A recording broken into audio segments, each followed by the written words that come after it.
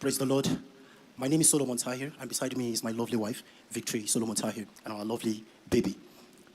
It all started last year, 2024. We got wedded 27th of April precisely. And then before our wedding, the family of my wife called and said, my wife, there's a ritual my wife needs to perform, sacrifice. And then I stood and said, that can't happen. We cannot do such thing. And then they said there's a consequences for it. We neglected them.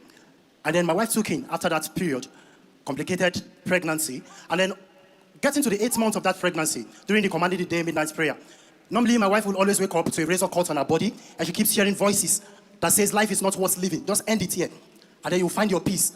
So on that night, God's servant declared, and he said he took authority over that witchcraft razor mark, and he said God is losing a tight pregnancy, and that was her case.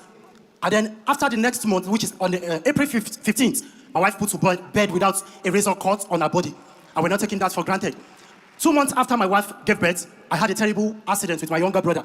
God delivered us from that accident. Our life was preserved.